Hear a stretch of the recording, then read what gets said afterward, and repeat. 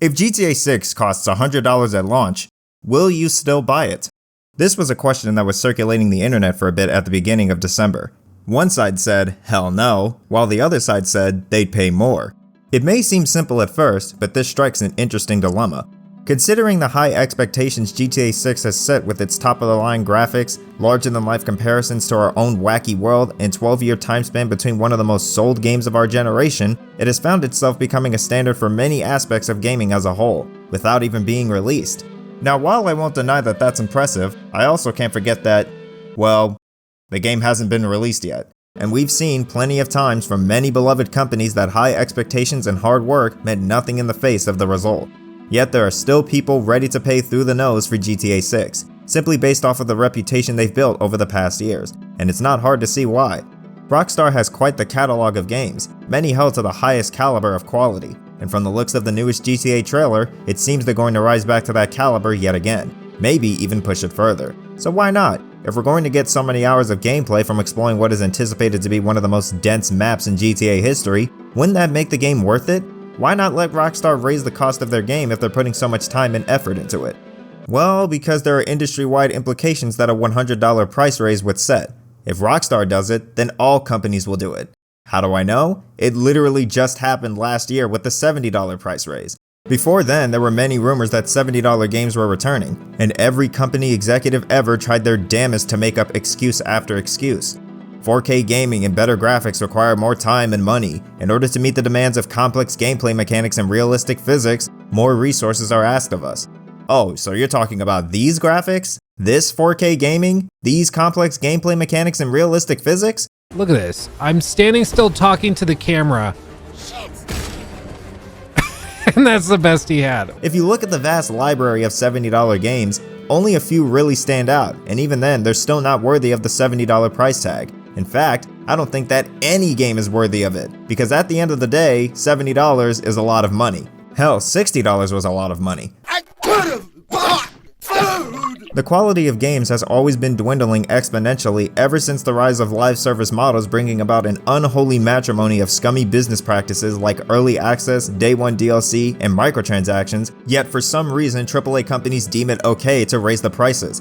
COD and Madden didn't even hesitate when the raise was announced. Two franchises that are notorious for being blatant copy and pastes, made by two penny-pinching companies that are no strangers to doing whatever they can to make as much money with the most minimal amount of effort possible, thought that their sludge was more valuable than the previous price, solely because someone else pushed the standard. A manipulator will only ever push as far as whatever they're able to get away with, which brings me back to the beginning.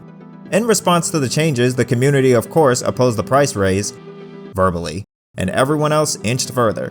Thus comes my issue with the GTA 6 discussion. Sure, you can argue that GTA 6 will be worth the money, but that will not be the case for the rest of the industry, an industry of whom are staring at this very conversation foaming at the mouth. Once GTA 6 does it, there's no stopping any other company from doing the same without an iota of the hard work Rockstar is known for. In terms of the discussion surrounding this topic, there are a great deal of people across the world who share my sentiment, but there are also many who oppose it, with arguments for why $100 isn't really that crazy of a price raise at all. Most of them repeat what's been said before, which are usually a bunch of whataboutisms that can be dismissed in a couple of sentences. We're not going to pay too much attention to those because they're essentially useless for civil discussion, but I'm going to narrow them all down anyway, so that I can qualify exactly why they're useless. It was like that in the past, so why get upset about it now? This is referring to the olden days when NES games used to go for $70 or even $80 at launch. In the Middle Ages, it used to be okay for 12-year-olds to get married, so why get upset at a 30-year-old trying to have a relationship with a girl that age? Of course, these are two completely different scenarios, but this is about the principle. A thing cannot be dubbed morally good by default simply because people were okay with it in the past, especially when referring to a time when discussions surrounding said thing were first beginning. Oh, well, it's priced that way in Australia. No idea why this comment ever gains any traction, as it's common knowledge the dollar varies heavily outside of America. Games are heading that way anyways. This is admitting that it is a problem, but also accepting that it's a train of God-fearing momentum that can't be stopped. Which is funny because it has been stopped before, or at the very least slowed down. Warner Brothers has come out and straight up admitted that Suicide Squad Kill the Justice League underperformed, it did not deliver, and that it is flopping. Oh my god! Wow! Now that we got those out of the way, it's time we get to the good part. the top 4 arguments for the $100 price raise, from easiest to hardest to dispute. These are arguments that seemingly have stable footing but crumble piece by piece as you break them down. They mainly look strong because they sound right and you can't effectively dispute them without doing a bit of research, which I did. So let's get stuck into these one by one and find out why they crack under the pressure. This game has hundreds of hours of content, so it makes up for the higher price tag. A lot of people use this argument in favor of Tears of the Kingdom when Nintendo announced the price raise. And to be honest, I fell under the same spell for a small while as well because I so desperately wanted Tears to be worth the wait. And, well, it wasn't. I did spend over 100 hours on it, but none of it was really life-changing, because I've already done it before in Breath of the Wild. Meanwhile, there's a game in the exact same series that takes a little over 20 hours, and in the first hour of its story alone, it has more to tell than the entirety of the Breath of the Wild series. Of course, Tears is only one example, as there are great games boasting hundreds of hours of content out there, but they are not immediately considered better than others because of the amount of content they have, whether it's all of good quality or not. For some games, a couple of hours is all they need to tell a good story, or showcase gameplay mechanics. Sometimes after trimming all of the fat, you'll come up with a short game, but at least the player can be entertained for all of what it has to offer, as opposed to having a much longer game with dry spells in between moments of interest. Some unique experiences could last weeks, and others could be completed in one sitting, which is why it shouldn't be used as a concrete factor to help decide the monetary value of your product. Whether a game is 8 hours or hundreds, the amount of content a game has is only as important as the amount of effort that is being put into making said content worth playing, because quality will always have the edge over quantity. Okay, what is better? A medium amount of good pizza, or all you can eat a pretty good pizza? A medium amount of good pizza.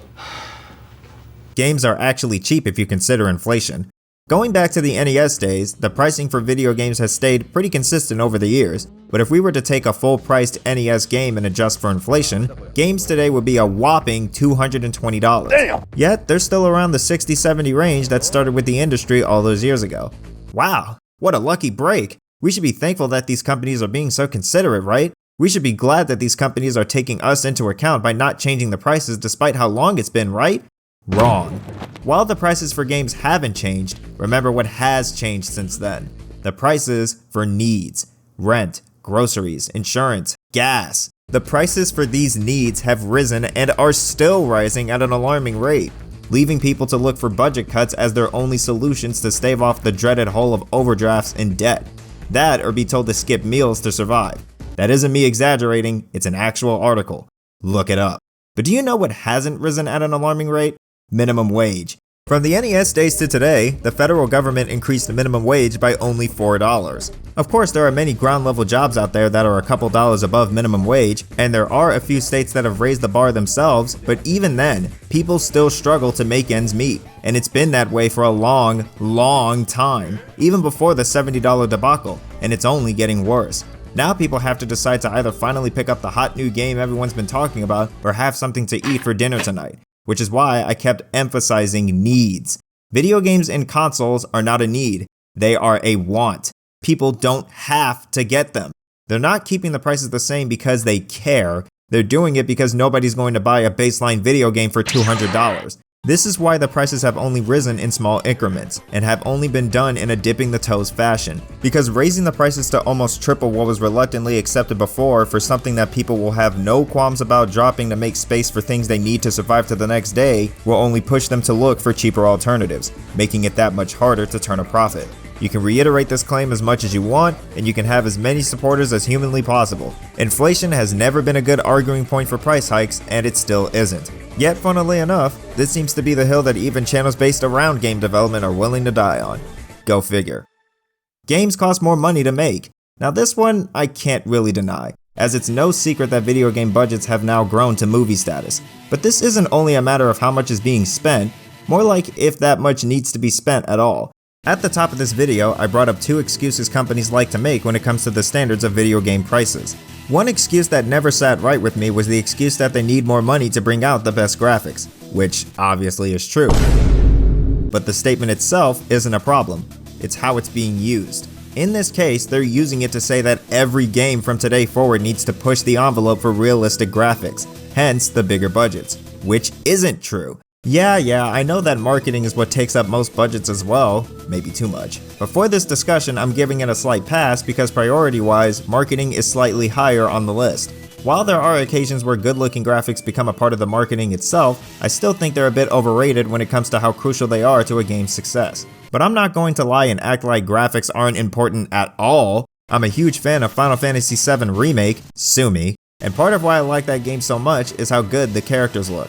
This is also what helped me get invested in the story. Not only were the voice actors doing their thing, I got to see their voices get brought to life through their characters' expressions, but most of all, they were just damn good to look at. There's no way they could have accomplished the feats they accomplished for that game with a meager budget, and I also have no doubts that that's what aided it in breaking even 3 days after its release.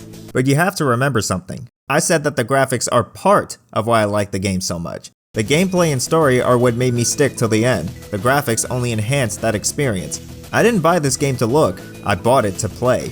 If the story was boring, weightless filler, if the gameplay was complete gutter trash, the graphics would mean jack shit to me.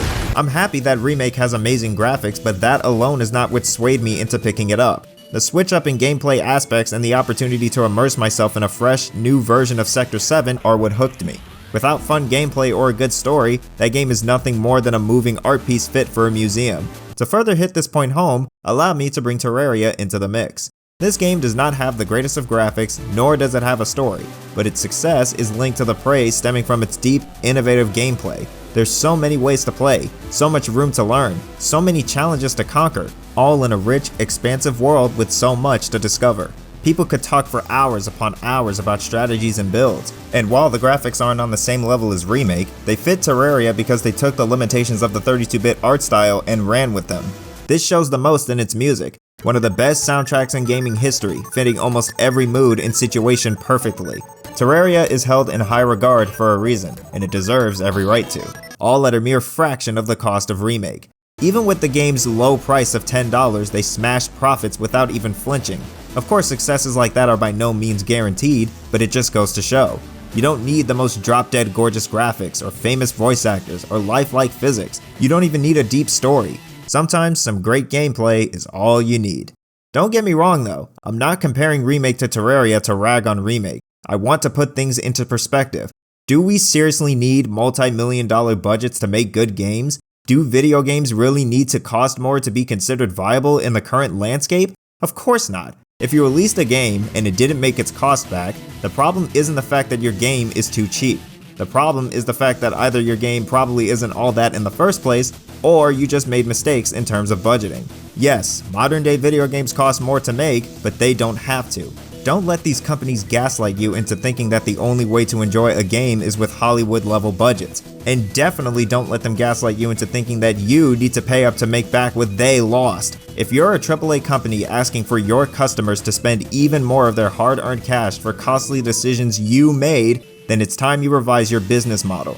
Taking risks is part of the game. It is not an opportunity to be greedy. If the risk is too high, simply don't take it. Your fans are not a backup plan to save your bottom line. Stop abusing their loyalty to iron out your own wrinkles. And to the community, stop letting them abuse your loyalty. This company deserves it. Depends on the game or studio. Both of these statements fall under the same umbrella. I'm putting my trust in this company because of the reputation/goodwill they've set over time. So why do I consider this argument the hardest to dispute? Because a lot of it is up to personal opinion. If there's one thing that I learned, especially when it comes to the morals of business tactics in the world of media, everyone's got different standards. No shit. Whenever I've been in or scrolled through a discussion surrounding video game prices and someone says, I would pay $100 for GTA 6 because I think that they deserve it, or they've put so many years and so much money into it, I'd say they earned it. It's hard to just say, well, no. It's not like I can factually disprove that claim. While it may seem like I'm trying to be so in this video, I'm not the arbiter for objective business morals. I got biases that I'm working on too, but in the complete opposite direction. So if anyone ever feels that Rockstar deserves to raise the price of GTA 6 to $100, who am I to say that they can't feel those feelings? Nobody. But you also have to note that while people can feel the way they want to about certain things, as that's their right, that doesn't erase the real-world consequences that could come as a result of the thing that's causing them to feel those feelings. And the thing, in this case, is a huge problem. And what's the first step towards fixing a problem? To find out why it's a problem in the first place and bring awareness to the damage it might cause. which is exactly what I hope to do here. Now, I understand that Rockstar worked really hard on this game, but how do you know that it's going to be any good if the game hasn't released yet? A lot of people, including me, thought that Tears of the Kingdom was going to be a masterpiece because they trusted Nintendo, and it wasn't. A lot of people thought that The Last of Us 2 was going to be a masterpiece because they trusted Naughty Dog, and it wasn't. As a matter of fact, think about the mid-2010s. Remember their constant droves of pre-order disasters that made back profits for unfinished content? I'm not saying that Rockstar is on track to fail, but stating that a company should raise the price of their game solely because they worked hard or, while reasonable, because they've done good recently and not because the game itself was that good is a bit premature, and it sets a precedent that all AAA companies deserve to raise their prices because it's difficult to find a AAA game that didn't have employees that worked hard on it. And while I can't empathize with those expecting good things from companies whose last project or projects were of good quality, remember that they've used that against us before. I also understand that Rockstar put an insane amount of cash and development time into the game, much more than almost any game in history, but nobody said that Rockstar needed to dump that much time and money in the first place. Don't get me wrong, it's great to see the passion they're putting into the project, but hard work and passion do not automatically make a product a masterpiece. If Rockstar were to raise the price to make up for lost costs, then once again, it's time they revise their business model. It is not on your community to hold up the weight you took upon yourself to put out your product. As long as the redirection doesn't sacrifice the creative vision of whatever you're developing, the community should understand. And if someone in the community doesn't, there's no reason to pay any attention to them because they're being ignorant. But let me humor you. Say that Rockstar just created the greatest game ever made. GTA 6 is beyond expectations, and it is an experience close to that of godliness. Say that the game, against all odds, did deserve the $100 price tag. I bring you back to my first segment. What's to stop the other companies from taking advantage of their goodwill and reputation to put out overpriced mediocre garbage? If GTA 6 is supposed to be the standard for $100 games, then I highly doubt that a lot of these companies will meet that same standard because of how much time, dedication, and talent it takes to get to that standard. Not because they can't, but because they don't care to. Because they know people will buy it regardless. Despite Tears of the Kingdom's price tag and mediocre quality, the game still sold very well. Excluding the price increase, the same happened with The Last of Us 2. Point being that it wasn't because the games were worth it, but because household names made them. And if Rockstar raises the price because it was worth it, everyone else is going to follow suit. Not because they are worth it, but because they have such big names. Because they've been worth it in the past. Thanks to your loyalty. He's saying it's our fault? I'm saying there may be a causality. And they'll stretch your loyalty out as far as they can because you trust them not to break it. But they don't care if it breaks, only if it snaps back. Hold it right there, Mr. Dower, you say. If you're so smart standing up on your soapbox preaching to us about what these companies should and shouldn't do when it comes to prices, then tell us, what would you do to solve this problem? Simple. Make the full price limit $40. What? Just hear me out here. Looking at recent history, games centered around that price can still rise up to and even beat modern AAA games in profit. Palworld, Lethal Company, and Helldivers 2 are great examples of this. These three have all become clear evidence that you don't need a Sony budget to make a great game. You can also look back at the indie scene. Games considered to be of the highest quality are a little over half, even less than half the cost of full-price AAA games. And to further rub salt in the wound, pay attention to what companies are announcing the most layoffs. The ones who made their games $70. Does that sound like a thriving industry to you? Do you think that a higher price tag will save these companies from total obscurity? A $40 limit would make gaming become much more accessible, without having to force companies to slash budgets into oblivion as it's a median price. They could still have their millions, but it might force them to rethink their priorities, to look for ways to take their eggs and put them in different baskets, giving other creators a chance to shine without taking such live or die risks, bringing about better quality games more focused on making fun, fulfilling content rather than trying to dazzle fans with massive open worlds and hair follicles. So basically the drinker's idea for better movie making, but for video games instead. Sure, it might sound like a pipe dream, but the proof is in the pudding. There will always be bad games, but they don't have to be such a parasitic monopoly strangling the industry. Our choices don't have to be so limited, and the companies don't have to resort to penny-pinching tactics in order to keep gaming in the black. It's all about making the initial product better, whilst managing your money in a responsible way. You'd think that would be common sense, but here we are. That's pretty much my 2 cents on the topic. Now what about yours? Was all that I said hogwash? Are you for or against price increases? What decisions would you make if you were at the helm of the industry? And finally, if GTA 6 costs $100 at launch, will you still buy it? Feel free to let me know down below, and I'll try to respond to as many comments as I can. Thanks for sticking with me till the end, thank you all for watching, and have a spectacular rest of your day.